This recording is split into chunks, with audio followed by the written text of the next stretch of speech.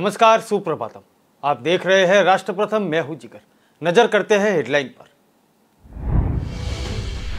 गुलाम नबी बोले, ना मैं तो 370 वापस दिला सकता हूं, ना कांग्रेस, ना शरद पवार और ना ही ममता बनर्जी। मुख्यमंत्री योगी आदित्यनाथ ने खिलाड़ियों के साथ संवाद किया। हेल्थ एटीएम सेवा में किया समर्पित। जम्मू कश्मीर के बीजेपी नेता गुलाम अली उनके नामांकन के लिए एक दिन बाद राज्यसभा राष्ट्रपति द्रौपदी मुर्मू ने कहा कि यह पूरे जम्मू कश्मीर राज्य की जीत है। प्रशांत किशोर का नीतीश कुमार पर तंज। सीएम नीतीश के दिल्ली दौरे पर तीखा हमला बोला, साथ चाय पीने से नहीं होती विपक्षी एकता। शंकराचार्य स्वरूपानंद सरस्वती नहीं रहे, भक्तों की दर्शन के लिए भीड़ उमटी।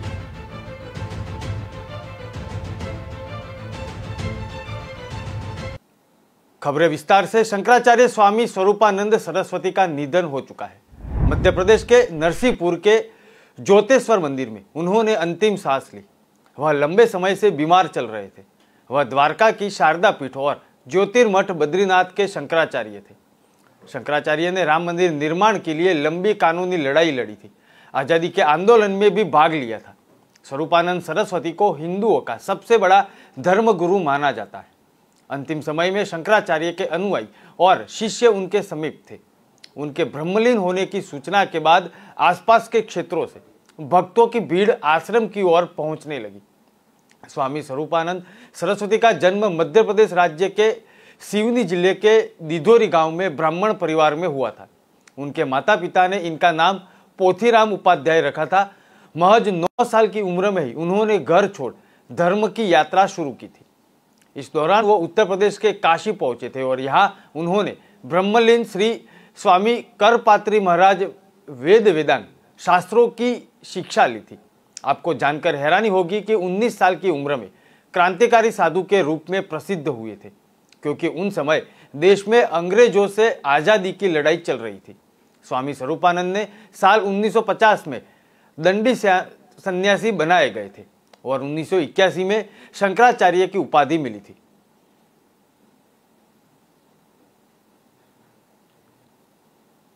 जम्मू कश्मीर के बारामुल्ला में एक जनसभा को संबोधित करते हुए गुलाम नबी आजाद ने आर्टिकल 370 को लेकर बड़ा बयान दिया।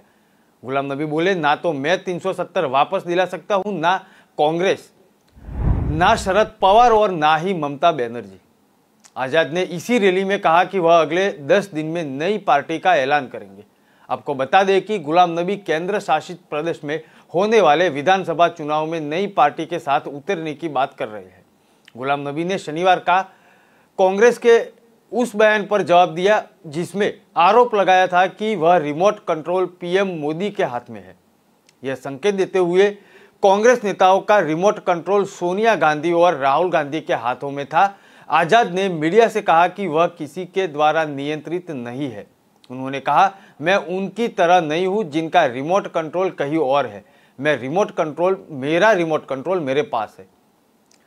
जम्मू के भद्रेवाह में एक रैली को संबोधित करते हुए गुलाम नबी आजाद ने खुलासा किया कि उन्होंने कांग्रेस पार्टी से इस्तीफा देने के बाद सोनिया गांधी और राहुल गांधी पर सार्वजनिक टिप्पणियां क्यों की थी। उन्होंने कहा कि कांग्रेस ने मेरे लिए निंदात्मक भाषा का प्रयोग किया था, जाने के बाद मुझे जवाब देने के लिए मजबूर होना पड़ा। सोनिया गांधी को संबोधित अपने 5 पन्नों के त्याग पत्र में आजाद ने राहुल गांधी पर कांग्रेस की बर्बादी का ठिकरा फोड़ा था।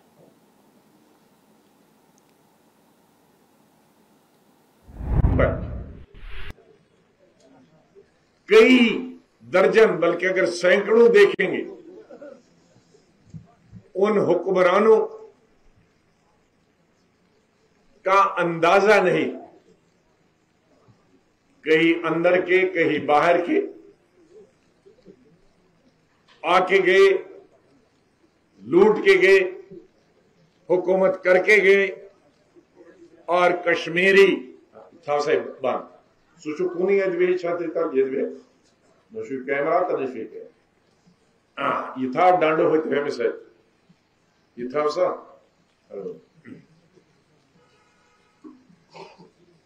और जो भी हुक्मरान आया उसने लूटा बाहर से आकर। और जब से आजादी हुई, बदकिस्मती से तब से ये अंदरूनी सियासत का शिकार हो गई। हर 5-10 साल के बाद हमारी रियासत में और बिलखुसूस कश्मीर वादी में कोई न कोई सियासी बहरान, चाहे 53 में शेख साहब की गिरफ्तारी का वक्त हो या 1965 की लड़ाई हो या 1965 की लड़ाई में कुछ पार से घुसपैठिए आए हों, उनको जिनको यहां कश्मीर के लोगों ने आर्मी और पुलिस के हवाले की, फिर 71 की लड़ाई हो, फिर 99 की लड़ाई हो, हर वक्त कश्मीरी 62 की लड़ाई हो, उसमें हमारा लद्दाख के हिस्से। तो अंदरूनी बहरान, सियासी बहरान या बाहर के ममालिक के साथ जो मुल्क की लड़ाई हुई, जो हमले हुए बैरून मुल्क की तरफ, तो उसका सबसे ज्यादा नुकसान जम्मू और कश्मीर और लद्दाख के हुआ। मुख्यमंत्री योगी आदित्यनाथ बागपत पहुंचे थे। यहां पहुंचकर सीएम योगी ने सबसे पहले खिलाड़ियों के साथ संवाद किया। उसके बाद शहर में हेल्थ एटीएम की शुरुआत करवाई। मुख्यमंत्री वहां पहुंचने के बाद पुलिस लाइन में मलिकला गांव, सीएचसी बागवत व कलेक्टर सभागार में गए थे। भाजपा नेताओं ने उनका स्वागत किया था। वहां से सीधे मविकला गांव में पहुंचे और जहां उन्होंने किसान इंटर कॉलेज में स्टेडियम का निरीक्षण किया। सीएम योगी विकास कार्यों व कानून व्यवस्था को लेकर कलेक्ट्रेट में अधिकारियों के साथ मीटिंग की थी और उसके बाद गौतम बुद्ध के नगर के लिए रवाना हुई। प्रशासन ने मल्टी स्पोर्ट स्टेडियम, सीएचसी व कलेक्टर में सभी तैयारी पूरी कर ली गई थी और सुरक्षा के दृष्टि से पुलिस बल भी तैनात थे। सीएम योगी ने अर्जुन अवार्डी समेत अन्य सभी खेलों के अंतर्राष्ट्रीय स्तर के खिलाड़ियों के काफी देर तक संवाद किया। खिलाड़ियों को सरकार की योजनाओं के बारे में बताया कि सरकार खिलाड़ियों के लिए क्या कर रही है। इसके साथ ही कई खिलाड़ियों से सरकार की खेलों के प्रति कार्य प्रणाली और उसके बारे में पूछा। उनके खेलों में बेहतर करने के लिए सुझाव भी लिए।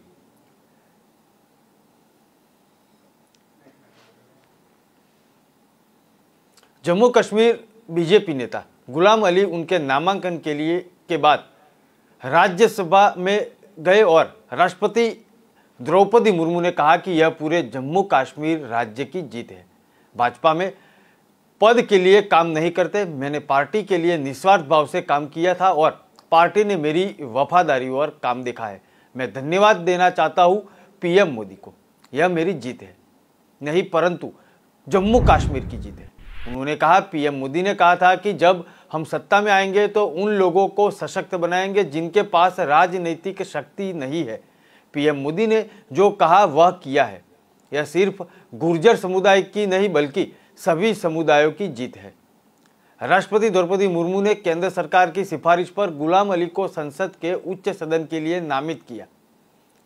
केंद्रीय गृह मंत्रालय की एक अधिसूचना के जरिए राष्ट्रपति मनोनीत करने की कृपा करते हैं ऐसी बात की थी और उसके बाद गुलाम अली को नामांकित करने का फैसला लिया गया था। भाजपा के आईटी सेल के प्रमुख अमित मालवीय ने भी नियुक्ति की सराहना करते हुए कहा कि महत्वपूर्ण कदम है और यह घाटी में रहने वाले गुर्जर समुदाय को मान्यता देता है।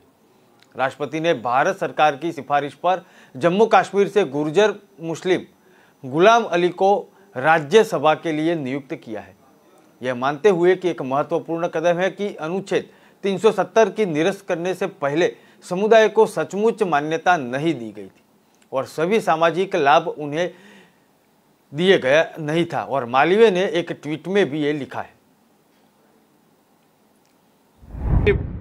भारतीय जनता पार्टी एक डिफरेंट पॉलिटिकल पार्टी है। इसमें देश पहले आता है, फिर पार्टी और फिर सेल्फ। कि नरेंद्र मोदी जी जो कि एक फ़कीर शख्सियत है कि उनकी आंख इतना काम करती है कि मेरे जैसे आम कार्यकर्ता को भी लेज़र से भी ज़्यादा काम करती है। वो उनकी आम आंख नहीं है कि मेरे जैसा कार्यकर्ता जिसका कोई होता है, पॉलिटिकल पार्टीज़ में लॉबी रहती हैं, बहुत सारे फैक्टर रहते हैं, लेकिन मैं काम करता था बस बीजेपी में। मेरी ईमानदारी देखी है, पार्टी की लॉयल्टी देखी है, जो उनको ज़्यादा नॉलेज है। मैं सिर्फ काम करता हूँ, जो मिल गया उसको निभाता हूँ। ये उस गरीब कार्यकर्ता की जीत है जो ईमानदारी से लगा है, जिसको पता ही नहीं है कि मुझे कोई देख रहा है। वो पार्टी के लिए काम करता है, देश के लिए काम करता है। ये मेरी जीत नहीं है, जम्मू कश्मीर के लोगों की, हर समाज की, हर सेक्ट की, हर रीजन की, सब रीजन की जीत है। बिहार की राजनीति में सक्रिय होने के बाद चुनावी रणनीतिकार प्रशांत किशोर एक बार फिर मीडिया के सामने आए और मुख्यमंत्री नीतीश कुमार पर तीखा हमला बोला। प्रशांत किशोर ने सीएम नीतीश के दिल्ली दौरे पर सवाल उठाते हुए कहा कि केवल नेताओं से मिलने से और साथ में चाय पीने से राष्ट्रीय राजनीति नहीं बदली जा सकती। उनके इस कदमों से जनता के ऊपर कोई फर्क नहीं पड़ने वाला। वहीं प्रशांत किशोर ने नीतीश कुमार के बिहार में भाजपा छोड़ने और महागठबंधन में शामिल होने की बात करते हुए कहा कि यह राज्य आधारित घटना है, इसका अन्य राज्यों पर कोई प्रभाव नहीं पड़ेगा। उन्होंने कहा कि पहले महाराष्ट्र में महागठबंधन की सरकार थी, लेकिन वर्तमान में एनडीए की सरकार है, लेकिन इसका असर बिहार पर नहीं पड़ा। उन्होंने कहा कि सीएम नीतीश कुमार के दिल्ली दौरे को अनुचित महत्व दिया गया और राष्ट्रीय राजनीति पर इसका प्रभाव न के बराबर होगा। प्रशांत किशोर ने कहा कि नीतीश कुमार ने बिहार में कोई विकास नहीं किया। बिहार आज भी पिछड़ा राज्य है। नीतीश कुमार बगैर सरकारी सुरक्षा के निकल जाए, फिर उन्हें विकास समझ में आएगा। नीतीश कुमार 10 वर्षों से राजनीतिक बाजीगरी दिखा रहे हैं और कुर्सी से चिपके हुए हैं। कुर्सी से चिपकने से कुछ नहीं होने वाला, धरातल पर काम करना होगा। राहुल गांधी को उन राज्यों में यात्रा करनी चाहिए जहां कांग्रेस के सामने भाजपा है। बिहार में अब नीतीश कुमार को जनता के समर्थन में जीत पाना मुश्किल है। नीतीश कुमार के खिलाफ लोगों में गुस्सा पड़ा हुआ है। मैं कल कटिहार और पूर्णिया में था, रात में चल के आया हूं सुबह में, क्योंकि 10-11 बजे हमें जहानाबाद जाना था। वहां पर एक शिक्षाविद हैं अभिराम शर्मा जी, उन्होंने कुछ लोगों की एक मीटिंग बुलाई थी जिसका परमिशन उन्होंने लिया हुआ था, लेकिन मुझे आज सुबह में बताया गया है कि शायद जिला प्रशासन ने उसका परमिशन कैंसिल कर दिया है। इस वजह से मैं आज वहाँ नहीं जा पाया, यहाँ बैठा हुआ हूँ और यही वजह है कि नहीं जा पाए। और अब देख रहे हैं कि क्यों परमिशन कैंसिल किया गया, वो तो सरकार को ही पता होगा। देखते हैं, फिर मीडिया को बताएंगे। नहीं भाई, मैं कोई पॉलिटिकल पार्टी तो मैंने बनाई नहीं है। जन स्वराज के नाम पर ही मैं जो रोज लोगों से जाता हूँ, मिलता हूँ। जो आज बैठक थी वो भी एक विद्यालय के प्रांगण में थी। अब उसको क्यों रोका है? पहले परमिशन उसका था, जो आयोजक हैं उनके पास इसका परमिशन था। आज सुबह 7 बजे ये बताया गया है कि इस परमिशन, इस वहाँ के जो प्रशासनिक पदाधिकारी हैं उन लोगों ने आयोजकों को बताया कि आप ये कार्यक्रम नहीं कर सकते हैं।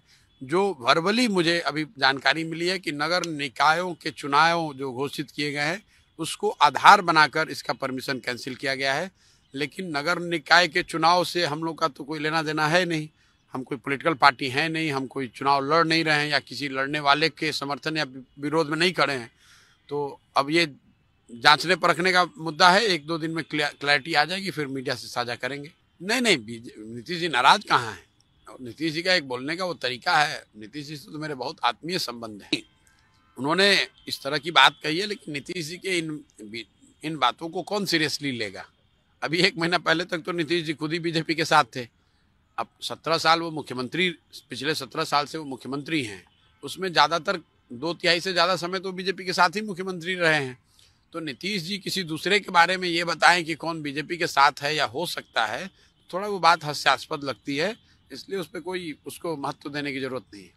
अच्छा है, प्रयास कर रहे हैं तो उनको लगता है कि जोड़ पाएंगे तो जोड़ दें, उसमें दिक्कत नहीं है। लेकिन जितनी समझ हमारी है थोड़ी बहुत कि जो लोग इस तरह की जो मीटिंग्स होती हैं, चर्चाएं होती हैं, इन चर्चाओं से कुछ बहुत निकल के आएगा प्रमाणिक तौर पे जो ज़मीन पर राजनीतिक स्थिति को चेंज कर दे, कम से कम मेरा अनुभव ऐसा नहीं है। अब वो ज़्यादा अनुभवी हैं, उनका ज़्यादा राजनीतिक अनुभव भी है, तो वो कुछ देखते होंगे तभी ये कर रहे होंगे।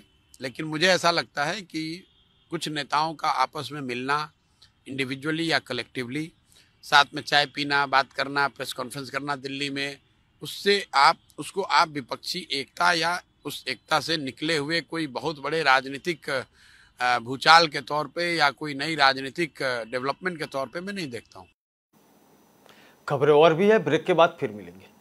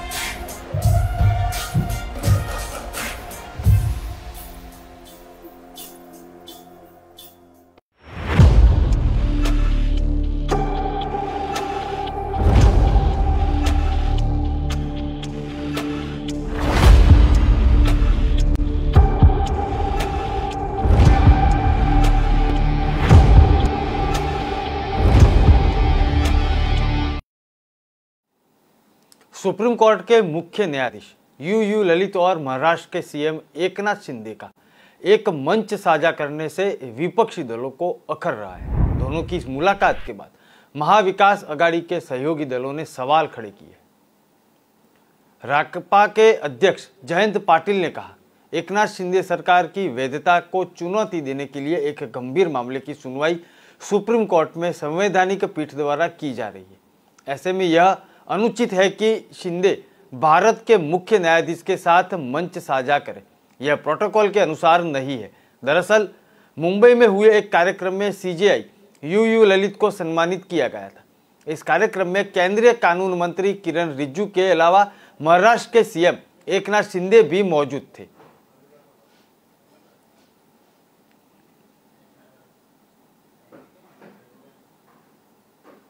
दिल्ली के उपराज्यपाल वीके सक्सेना ने डीटीसी द्वारा 1000 लो फ्लो बसों में खरीदी में कथित भ्रष्टाचार की जांच के लिए सीबीआई को शिकायत भेजने के प्रस्ताव को मंजूरी दी है। इस साल जून में सक्सेना को संबोधित एक शिकायत में दावा किया था कि दिल्ली परिवहन निगम ने पूर्व नियोजित तरीके से परिवहन मंत्री को बसों की निविदा व खरीदने के लिए गठित समिति का अध्यक्ष नियुक्त किया गया था। शिकायत में यह आरोप भी लगाया था कि इस निविदा के लिए प्रबंधन सलाहकार के रूप में उनकी नियुक्ति गलत कामों को सुविधाजनक बनाने के उद्देश्य से की गई थी। सूत्रों ने बताया कि शिकायत में कहा गया कि 1000 लो फ्लोर बसेस और इन बसों के लिए 2019 में खरीदी बोली थी। मार्च 2020 में लो फ्लोर BAS 6 बसों की खरीदी व वार्षिक रखरखाव के अनुबंध के लिए ये बोली लगाई हुई थी और दूसरी बोली में अनियमितता हुई थी। 22 जुलाई को शिकायत पर दिल्ली सरकार ने विभागों की प्रतिक्रिया लेने के लिए मुख्य सचिव के पास भेजा था। उन्होंने कहा था कि 19 अगस्त को रिपोर्ट सौंपी जाएगी, जिसमें कुछ अनियमितताओं की ओर इशारा किया गया था। इसके बाद सक्सेना ने शिकायत सीबीआई को भेज दी गई है। के लिए टेंडर किए गए हैं, भारतीय जनता पार्टी ने उसकी शिकायत की है क्योंकि ये चाहते भी नहीं बस हो। तो भाई एक तरफ तो करो, या तो बता दो भ्रष्टाचार हुआ है ताकि वो प्रोसेस खत्म कर दे, नया प्रोसीजर शुरू कर दे, या बता दो कि उसके अंदर भ्रष्टाचार नहीं हुआ ताकि उस प्रोसेस को आगे करें। हमने तो प्रोसेस तभी से रुका हुआ है, 2 साल से ज्यादा हो गया मुझे लगता है वो प्रोसीजर रुका हुआ है। एक बस नहीं खरीदी गई, और एलजी साहब सुबह उठते हैं, कहते हैं इसके अंदर भ्रष्टाचार हो गया, इसकी सीबीआई की इंक्वायरी कर दो। ये बहुत मुझे लगता है दुर्भाग्यपूर्ण है। और एलजी अब कोई प्राइवेट आदमी नहीं है, वो एक सरकारी पद पे, पब्लिक ऑफिस पे बैठे हुए आदमी है। एक ईमानदार आदमी कहता है उस पे आरोप लगा, जांच कर लो भाई। आज मैं भी आपके सामने ये नहीं कहने आया कि सीबीआई जांच ना करे, मैं आपको ये बता रहा हूं कि सीबीआई 1.5 साल पहले पी दर्ज कर चुकी है इसके अंदर। सीबीआई 1.5 साल से इंक्वायरी कर रही है इसके अंदर, और कर लो। कुछ नया निकला है तो और कर लो भाई। हम नहीं भाग रहे इंक्वायरी से। विनय सक्सेना जी भाग रहे हैं, वो तो डरा रहे हैं, धमका रहे हैं, कह रहे हैं कि मैं तुम्हें जेल में डाल दूंगा, मैं तुम्हें डिफेमेशन केस कर दूंगा, मैं ये कर दूंगा, मैं ये कर दूंगा, मगर इंक्वायरी नहीं करने दूंगा। क्यों नहीं करने दोगे भाई इंक्वायरी? इंक्वायरी तो होनी चाहिए। सबूतों के साथ एक सांसद ने आपके ऊपर आरोप लगाया है, सबूतों के साथ 5 विधायकों ने आपके ऊपर आरोप लगाया, और आपके ऊपर आरोप दिल्ली विधानसभा में लगाया गया है। आप इंक्वायरी के लिए क्यों नहीं तैयार हैं? सिर्फ अपनी भ्रष्टाचारों के आरोप से ध्यान भटकाने के लिए एलजी साहब रोज नया नाटक करते हैं। मुझे नहीं पता फाइल पढ़ते भी या नहीं पढ़ते, वरना ऐसा हो नहीं सकता कि एक मामला जिसमें 1.5 साल पहले ही पी दर्ज है, 2 हफ्ते पहले दोबारा इन्होंने सीबीआई को दे दिया, अब वही मामला तिवारा दे दिया। ऐसे तो कल फिर से दे देंगे इसी को, और फिर कहेंगे इसको चलाओ टीवी पे कि भाई एक और चीज हो गई। ये बहुत गलत है। मुझे एक वाकया याद आता है, और जो पुराने पत्रकार बंधु हैं, दिल्ली सरकार को और अन्य सरकारों को कवर करते आए हैं, वो इस मामले को समझ सकते हैं। एक डिपार्टमेंट में नए अफसर आए टॉप पे, और हवा चलाई गई। अफसर साहब बहुत स्ट्रिक्ट है, बड़े सख्त है। छोटी छोटी बातों पे अफसर ने लोगों को सस्पेंड करना शुरू कर दिया। किसी डिपार्टमेंट में कोई गड़बड़ी हुई तो ऊपर से नीचे तक सबको सस्पेंड, यहां सस्पेंशन, वहां सस्पेंशन, यहां सस्पेंशन। और अफसर के ऊपर आरोप भ्रष्टाचार के काफी थे, तो नीचे वाले अफसर बड़े परेशान कि भाई ये बड़े बाबू जो आए हैं वो चाहते क्या है, यहां इसको सस्पेंड, वहां उसको सस्पेंड, हर एक के ऊपर दबाव, हर एक के ऊपर खौफ, और कोई ईमानदार आदमी भी नहीं है, काफी भ्रष्टाचार के आरोप लेके घूम रहे हैं। तो चाहते क्या है? तो पता चला बड़े बाबू चाहते थे कि ठेकेदार डायरेक्ट संपर्क करें, सीधा ठेकेदार संपर्क करें और परसेंटेज देना शुरू करें। ईडी ने कहा कि एजेंसी ने धन शोषण जांच के तहत कोलकाता स्थित फर्जी मोबाइल गेमिंग ऐप कंपनी के प्रवर्तकों के खिलाफ की गई छापेमारी में 18 करोड़ रुपयों की नकदी जब्त की है। इसने कहा कि इस मामले में मुख्य आरोपी फरार है। आधिकारिक सूत्रों ने बताया कि एजेंसी ऐप के प्रवर्तकों के कुछ राजनीतिक संपर्कों की छानबीन कर रहे हैं और जानने का प्रयास कर रही है कि इन रकम से असल में किसे फायदा होता था। ईडी कुछ चीनी व्यक्तियों द्वारा नियंत्रित इकाइयों के जरिए यह कुछ गेमर द्वारा पैसों की हेराफेरी की जा रही थी। जांच एजेंसी की ओर से जारी एक तस्वीर में बरामद किए गए 500 और 2000 तथा 200 और 100 रुपये के नोट के बंडल एक बिस्तर पर दिख रहे हैं। सूत्रों ने कहा कि नकदी एवं आवास में बरामद की गई है और जिस पते के रूप में F7 NN खान लिखा हुआ है और यह कोलकाता के गार्डन रिच इलाकों में स्थित है। ईडी की ओर से जारी एक बयान में कहा गया कि मुख्य आरोपी आमिर खान फरार है। बयान में कहा गया कि तलाशी के दौरान कई दस्तावेज बरामद हुए हैं। उन्हें जब जब्त किया तब परिसर से करीब 18 करोड़ रुपयों की नकदी बरामद हुई थी। एजेंसी के अधिकारियों ने नोट गिनने वाली कम से कम 5 मशीन लगाई है। नकदी का वास्तविक मूल्य ज्ञात करने के लिए बैंक कर्मियों को बुलाया गया था। बाद में एक ट्रक में पूरी नकदी रख दी गई थी जिसे बैंक में जमा किया गया। ईडी ने बताया कि गेमिंग ऐप नगेट्स और उसके प्रवर्तक आमिर खान के आधा दर्जन से ज्यादा ठिकानों पर छापेमारी की थी। तृणमूल कांग्रेस के नेता और कोलकाता के महापौर फिरदान हाकिम ने कहा कि इस छापेमारी की राजनीति से कोई संबंध नहीं है और तृणमूल कांग्रेस का संबंधित व्यवसायी से साथ कोई लेना देना नहीं है। उन्होंने कहा कि धन शोधन मामले में प्रवर्तन निर्देशालय की जांच की पश्चिम बंगाल जैसे गैर भाजपा शासित राज्य तक ही क्यों सीमित है।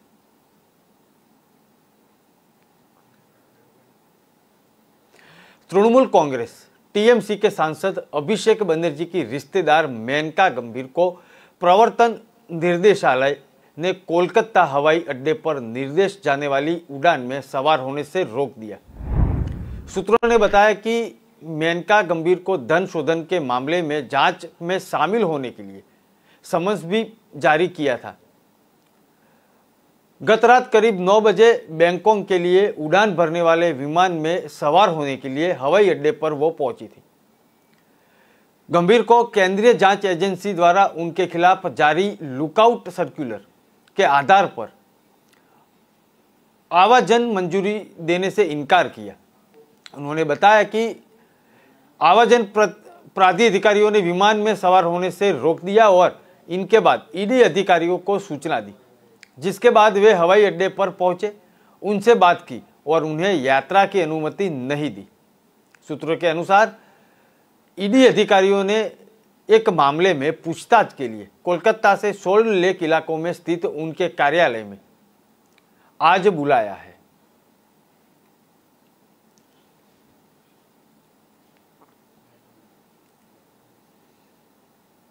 जय आदिवासी युवा शक्ति का डीएनए कांग्रेस का है।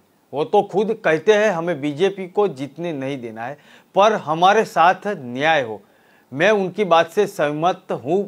यह बात पीसीसी में सिंधी समाज कल्याण समिति के कार्यक्रम में शामिल हुए पूर्व सीएम कमलनाथ ने कही। वही पीएम के श्योपुर दौरे पर भी उन्होंने कटाक्ष किया। वो बोले, प्रदेश में श्योपुर सबसे कुपोषित जिला है। मोदी जी और शिवराज जी चीते छोड़ने जा रहे हैं, पहले कुपोषित पर काम कर ले, फिर चीते का इवेंट कर ले। कमलनाथ बोले, मुझे अभी जय आदिवासी शक्ति वाले मिले थे, उनका 4-5 जिलों में अच्छा संगठन है, हम उनसे चर्चा कर रहे हैं। सब उत्साहित नौजवान है। जहां भी ये लोग चुनाव जीतने की स्थिति में होगी, कांग्रेस वहां उन्हें टिकट भी देगी। उनका डीएनए कांग्रेस का है। वो खुद कहते हैं हमें बीजेपी को जीतने नहीं देना है, पर हमारे साथ न्याय भी होना चाहिए। मैं उनके बात से सहमत हूं, ऐसा उन्होंने बताया। बता दें कि जैसे के राष्ट्रीय संरक्षक डॉक्टर हीरालाल अलावा ने भोपाल में एक कार्यक्रम में आदिवासी सीटों पर कार्यकर्ताओं को उम्मीदवार बनाने का ऐलान किया था।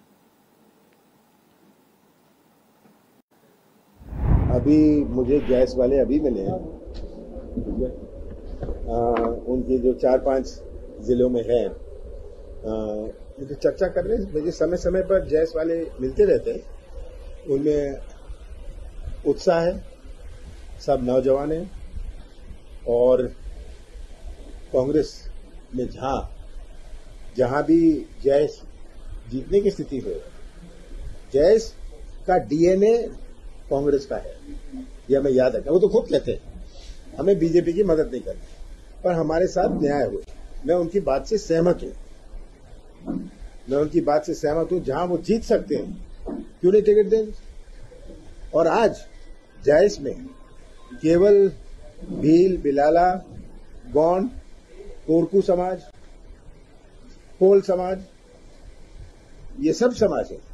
ये तो आदिवासी समाज में आज ये सब समाज जुड़े हुए हैं। तो जैस से जहां वो जीत सकते हैं और नौजवान है, आवश्यक रूप से हम जीतने वालों को टिकट। खबरें और भी है, ब्रेक के बाद फिर मिलते हैं।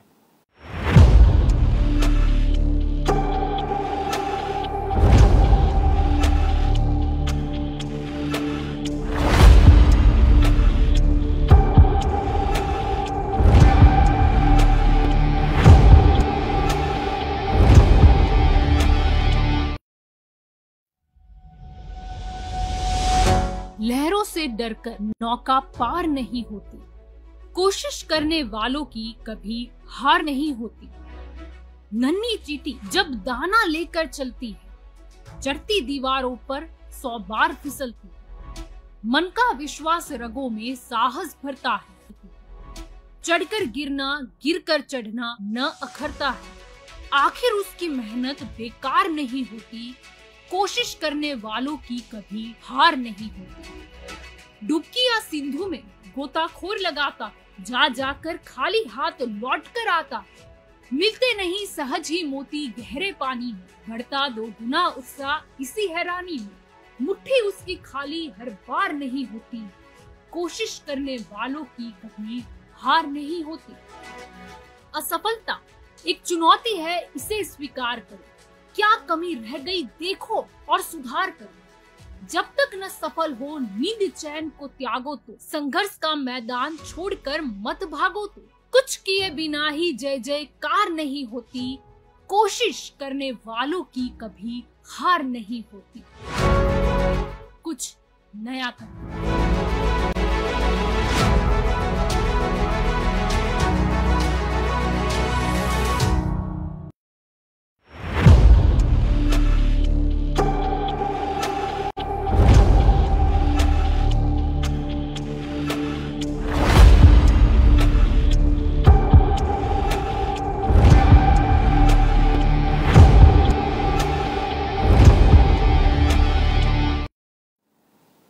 15 दिन बाद देश भर में नवरात्रि के पर्व की शुरुआत होगी। इसके लिए अभी से गरबा पंडालों में तैयारी हो चुकी है। इसके पहले आह्वान अखाड़े के महामंडलेश्वर अतुलेश्वर सरस्वती ने भी सभी गरबा पंडालों में लड़कों को किस आधार पर चेक कर एंट्री देने और अपनी खुद की सेना के 10 से 20 कार्यकर्ताओं को सभी पंडालों में उपस्थित रहने के आदेश दिए। संत अतुलेशानंद महाराज ने कहा कि सभी गरबा पंडालों में सी वाहिनी की लड़कियां लड़कों को तिलक लगाएगी और उसके बाद ही लड़के को प्रवेश दिया जाएगा। अखंड हिंदू सेना ने 10 से 20 कार्यकर्ता प्रत्येक पंडालों पर इस बात का ध्यान रखेंगे कि लव जिहाद करने वाले लड़के गरबा पंडालों में प्रवेश न करें। संत ने आरोप लगाया कि शक्ति की आराधना का केंद्र नवरात्रि के पंडालों में बच्चियां देवी की आराधना करने आती है और उन्हीं पंडालों में लव जिहादी तत्व लड़कियों के साथ छेड़छाड़ करने पहुंच जाते हैं, उनके साथ गलत व्यवहार करते हैं। प्रवेश करने वाले सभी लोगों को तिलक लगाने के बाद प्रवेश दिया जाएगा। संत अतुलेशानंद महाराज ने बताया कि उज्जैन जिले में करीब 7000 से अधिक अखंड हिंदू सेना के कार्यकर्ता है। सभी को गरबा पंडालों में अलग अलग जगह पर तैनात किया जाएगा। उसके साथ ही पूरे प्रदेश भर में करीब 2.5 लाख कार्यकर्ताओं के बड़ी फौज उनके पास है। सभी को नवरात्रि शुरू होने से पहले आदेश दे दिया गया है। शक्ति की आराधना का केंद्र नवरात्रि, जिसमें सनातन धर्म की बच्चियां आराधना करती हैं, देवी की आराधना करती हैं, उन पंडालों में कुछ जिहादी तत्व के लोग, लव जिहादी, बच्चियों के साथ छेड़ाखानी करने पहुंचते हैं, उनके साथ गलत व्यवहार करते हैं। उसके लिए हमने कदम उठाया है कि सबको तिलक लगाने का काम इस बार से हमारी सिंह वाहिनी की बहनें करेंगी, जिसके आधार पर कोई भी जिहादी तत्व का व्यक्ति, कोई भी गंदी मानसिकता का व्यक्ति लव जिहादी अंदर प्रवेश ना करे। अगर कोई प्रवेश करता है तो निश्चित रूप से आप मानिए कि उसकी पूजा होगी। करती है तो बहनों को भी हमने शस्त्र से सुसज्जित किया है, वो शस्त्रों के साथ अपनी बहनों की रक्षा करेंगी।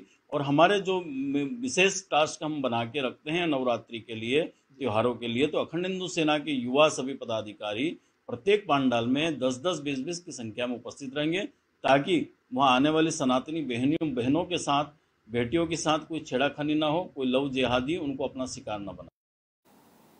IIT बॉम्बे संयुक्त प्रवेश परीक्षा 2022 का रिजल्ट आज आ गया है।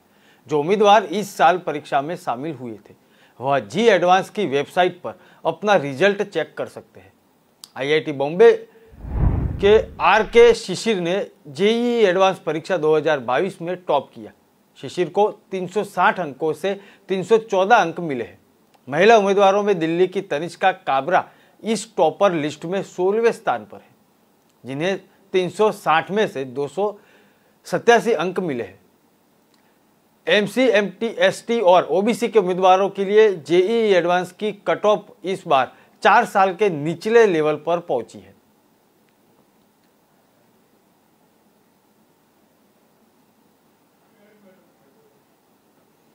समाजवादी पार्टी के मुखिया अखिलेश यादव लगातार उत्तर प्रदेश के उप मुख्यमंत्री केशव प्रसाद मौर्य पर हमला कर रहे हैं।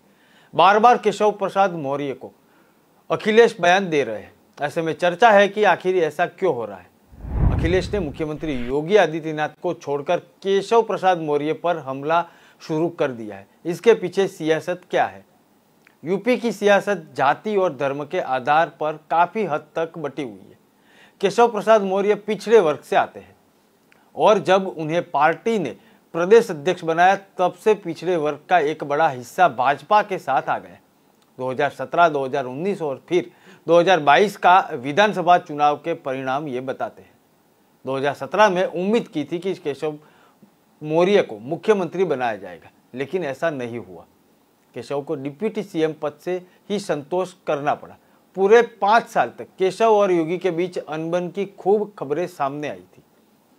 रमाशंकर आगे कहते हैं कि इस बार जब केशव प्रसाद मौर्य खुद चुनाव हार गए तब से कयास लगाए जा रहे हैं कि उनकी अहमियत पार्टी और सरकार में कम होगी। हालांकि दोबारा उन्हें उप मुख्यमंत्री पद दे दिया गया, लेकिन इस बार उतना मजबूत पद नहीं मिला।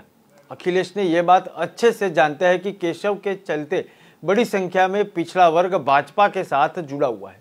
अगर केशव प्रसाद मौर्य को किसी तरह अपनी तरफ खींच लिया जाए तो आने वाले चुनाव में भाजपा को बड़ा नुकसान उठाना पड़ सकता है। बार बार केशव प्रसाद मौर्य को टारगेट करने के अखिलेश मौर्य, कुशवाहा व अन्य पिछड़े वर्ग को यह संदेश देना चाहते हैं कि उनके नेता के साथ भाजपा गलत कर रही है। भाजपा में केशव प्रसाद मौर्य की कोई अहमियत नहीं है और सरकार में भी उनके साथ भेदभाव हो रहा है। चुनाव के दौरान भी अखिलेश और उनके समर्थक उनकी कोशिश कर चुके हैं। केशव मौर्य पर हमला करने अखिलेश 2 तरह के फायदे बटोरने की कोशिश कर रहे हैं। पहला यह है कि इसमें पिछड़े वर्ग के लोगों को भाजपा के प्रति दूरियां बढ़ेगी और दूसरा यह है कि योगी आदित्यनाथ की सरकार भी अस्थिर हो सकती है।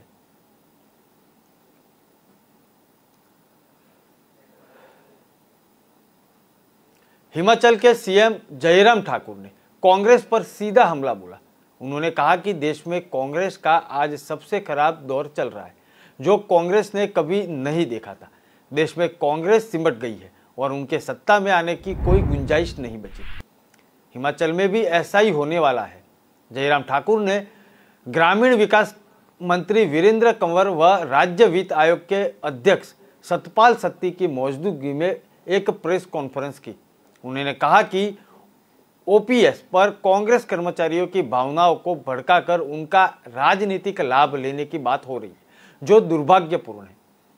हमने प्रदेश में कर्मचारियों की अधिकतम मांगों को पूरा किया है।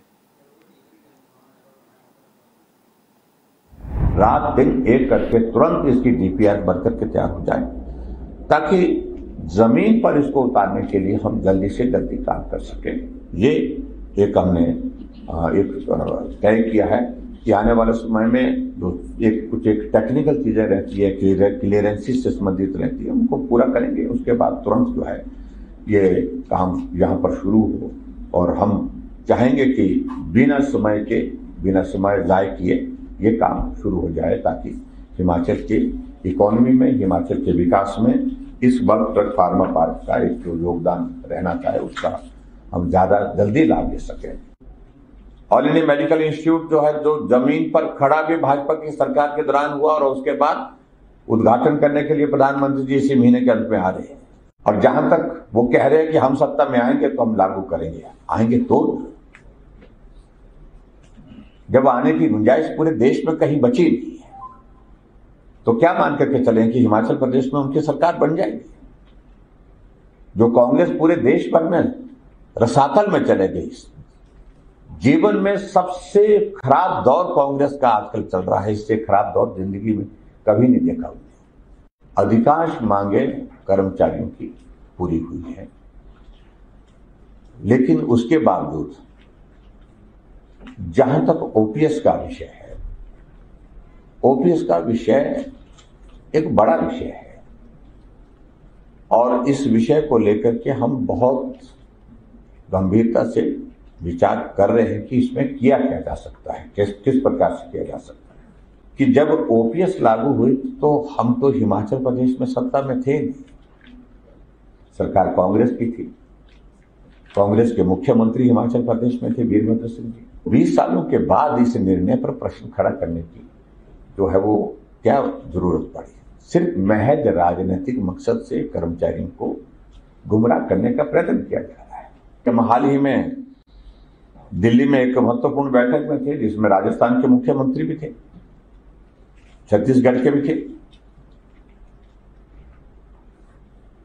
सभी प्रधानमंत्री जी के समक्ष आग्रह कर रहे हैं, निवेदन कर रहे हैं बार बार कि हमने घोषणा तो कर दिया जी, व्यवहारिक नहीं हो पाएगा, लागू नहीं हो पाएगा जब तक आपका आशीर्वाद नहीं होगा।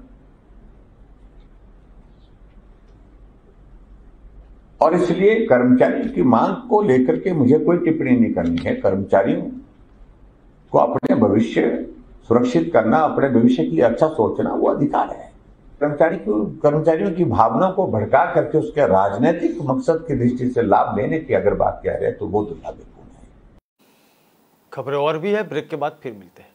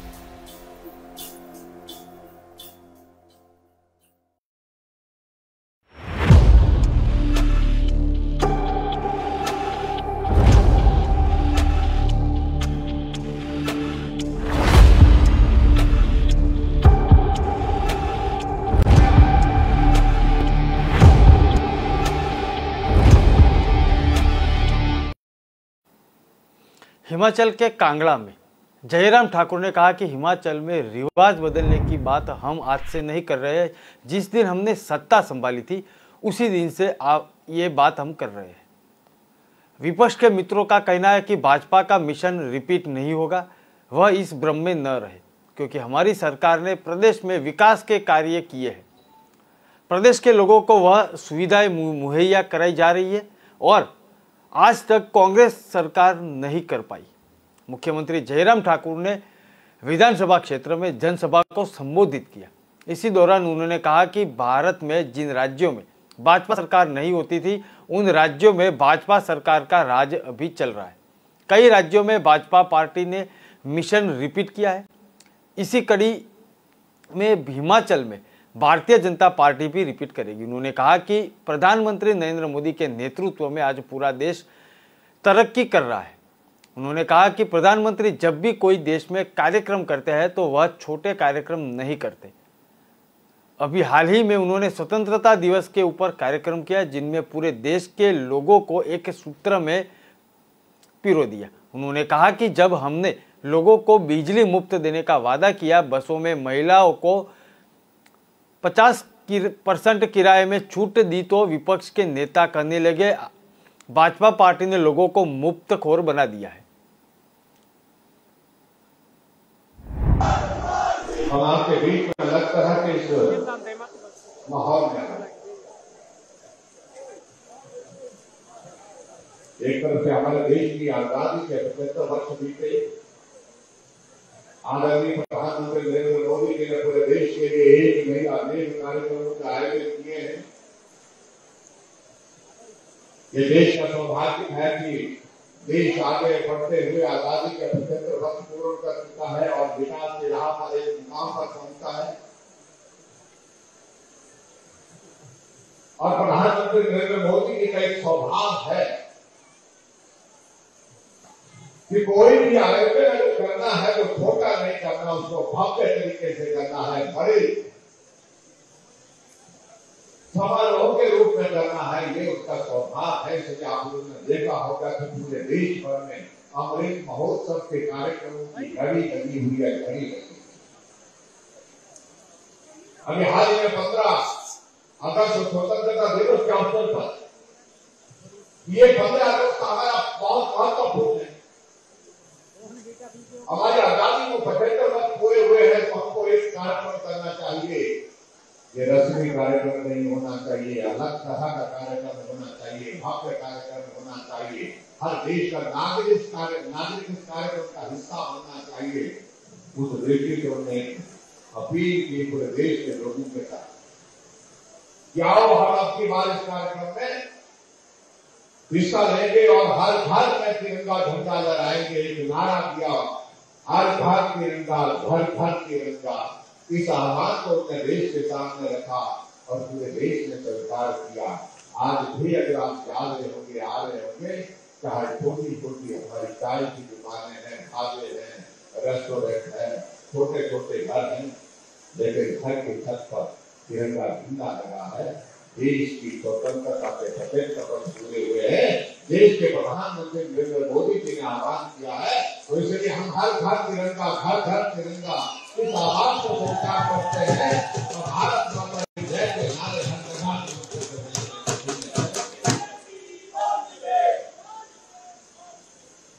इस हर चीज को हम नहीं कर सकते। और उसी के साथ भाई और बहनों, हमारे लिए सौभाग्य की राजस्थान में पायलट गुट की ओर से हो रही लगातार बयानबाजी को राजनीतिक एक्सपर्ट बदलाव के संकेत मान रहे हैं। बीते करीब 20 दिनों से पायलट गुट के अलग अलग विधायक सार्वजनिक मंचों से उन्हें सीएम बनाने की और तारीफ में खुलकर बोल रहे हैं। इन लिस्ट में नया नाम और आया है। मसूदा अजमेर के विधायक राकेश पारिक का ये बयान आया है। उन्होंने कहा कि मैं पायलट के लिए खून का एक एक कतरा दे सकता हूं। वही दूसरे खेमे में चुप्पी नजर आ रही है। वो इस माहौल में ये हो रहा है जब अगले महीने कांग्रेस की भारत जोड़ो यात्रा राजस्थान में होने वाली है। कांग्रेस अध्यक्ष का चुनाव भी होने जा रहा है। पिछले लंबे समय से सचिन पायलट को सत्ता या संगठन में भूमिका दिए जाने का इंतजार हो रहा है। पिछले 25 महीने से पायलट के पास कोई पद नहीं है। सचिन पायलट की अगली भूमिका पर जल्द फैसला होने की संभावना है। पायलट गुट के विधायकों की ओर से जरूर बयानबाजी की जा रही है, लेकिन पायलट चुप्पी साधे हुए बैठे हैं।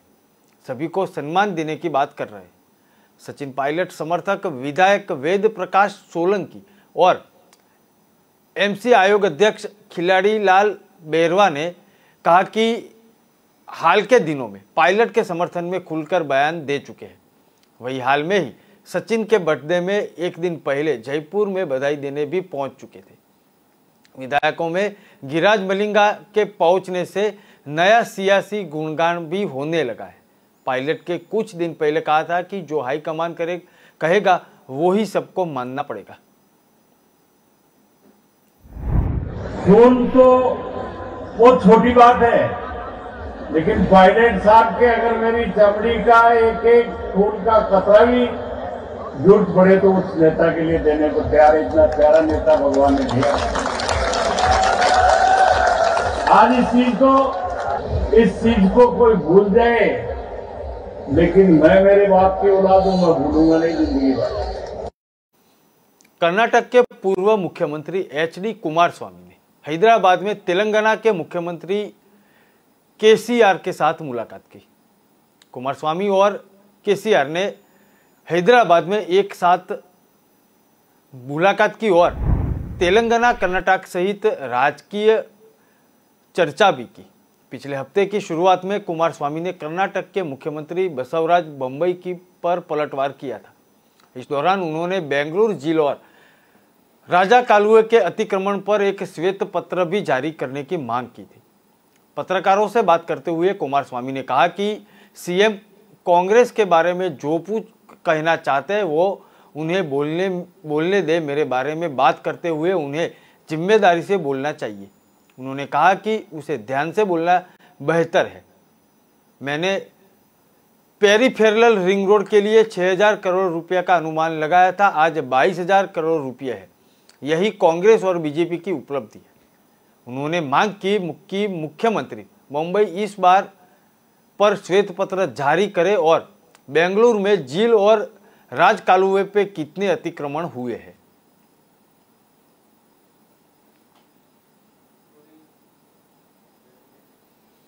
विस्तार से खबरें पढ़ने के लिए आप हमारे वेबसाइट का भी प्रयोग कर सकते हैं। हमारे वेब का पता है हमारी कलम ही हमारा कर्तव्य है। www.kalamkartavya.com पे आप अन्य समाचार भी देख सकते हैं। हमारा उद्देश्य के साथ अन्य खबरों को आप राष्ट्र प्रथम के साथ देखते रहिए। नमस्कार।